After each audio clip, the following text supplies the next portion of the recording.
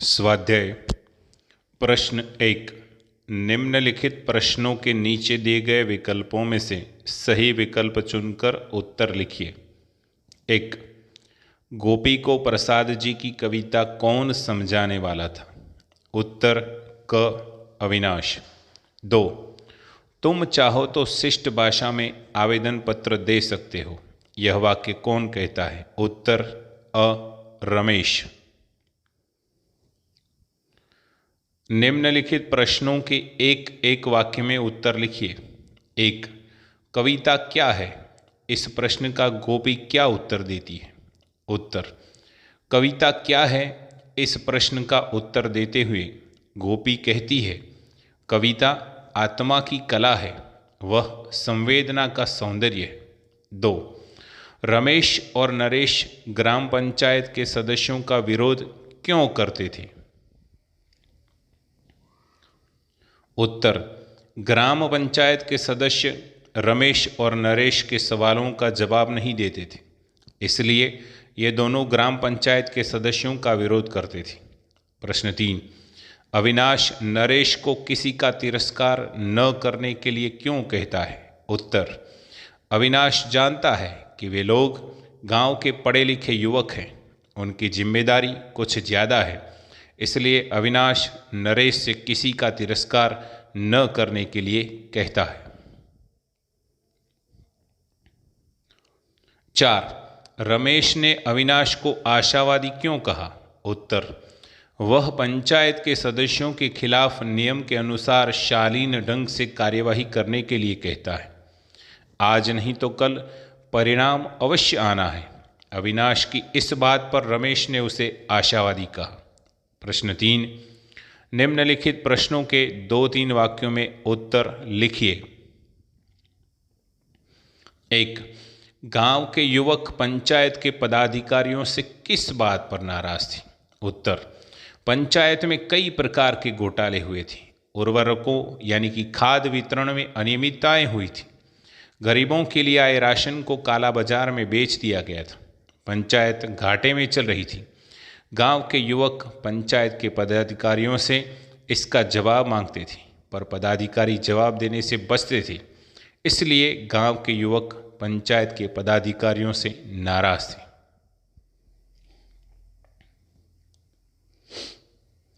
2। अपने असंतोष को व्यक्त करने के लिए उन्होंने किन किन साधनों का उपयोग किया था? उत्तर।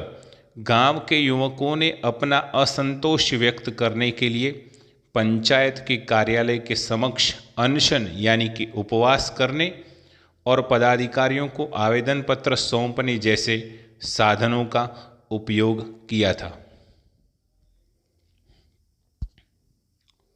3। नरेश और उसके साथी अपने हाथों का कौन सा कमाल दिखाना चाहते थे? उत्तर। जब पदाधिकारियों ने उनकी बात का जवाब नहीं दिया तो नरेश और निमेश ने पंचायत कार्यालय पर पत्थरबाजी शुरू कर दी। वे अपने हाथों से पत्थरबाजी का कमाल दिखाना चाहते थे। 4।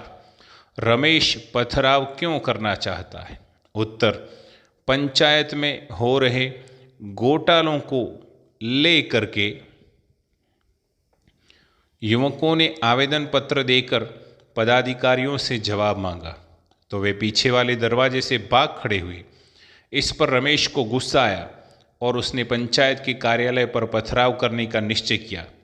वह पथराव इसलिए करना चाहता था कि पथराव की बात सुनकर पदाधिकारी दौड़े आएंगे। 4। निम्नलिखित प्रश्नों के 5-6 वाक्यों में उत्तर लिखिए। 1। अविनाश पथराव का विरोध क्यों करता है? उत्तर। अविनाश एक समझदार युवक है, वह नियमानुसार काम करने में विश्वास करता है, वह तोड़फोड़ में विश्वास नहीं रखता। अविनाश को पंचायत भवन से लगाव है, इसकी नींव तैयार होने के समय से वह उससे जुड़ा रहा है।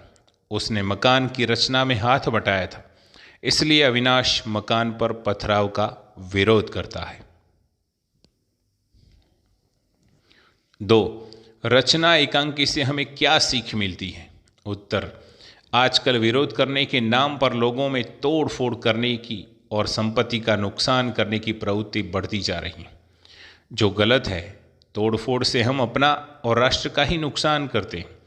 इस प्रवृत्ति पर रोक लगाने की आवश्यकता है। हमें कोई भी आंदोलन शांतिपूर्ण ढंग से चलाना चाहिए और उसके परिणाम की प्रतीक्षा करनी चाहिए। इस एकांकी से यही संदेश मिलता है। निम्नलिखित वाक्य किसने कहे हैं, लिखिए।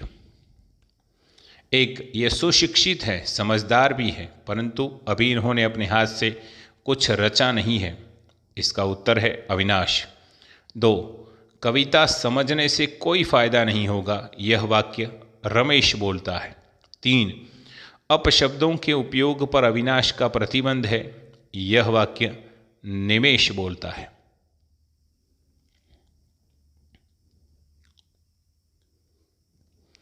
4. हो सकता है किसी नए प्रसाद की रचना इस विद्रोह और प्रतीक्षा के बीच में जन्म ले। उत्तर गोपी। प्रश्न 6. आशय स्पष्ट कीजिए। 1. कविता आत्मा की कला है, संवेदना का सौंदर्य है। उत्तर कविता मात्र शब्दों का समूह न होकर कवि के हृदय से शब्दों के रूप में निकली हुई सुंदर भावना होती है। कविता के माध्यम से कवि अपने मन में होने वाले बोध को सुंदर ढंग से कागज पर उतारता है। कविता में उसकी भावना की छाप दिखाई देती है। कविता संवेदना का सौंदर्य है। प्रश्न 7. निम्नलिखित शब्दों के विलोम शब्द लिखिए। 1. फायदा का विलोम है नुकसान, शिक्षित का अशिक्षित, कोमल का विरोधी है कठोर, और भ्रष्टाचार का शिष्टाचार और सहयोग का असहयोग।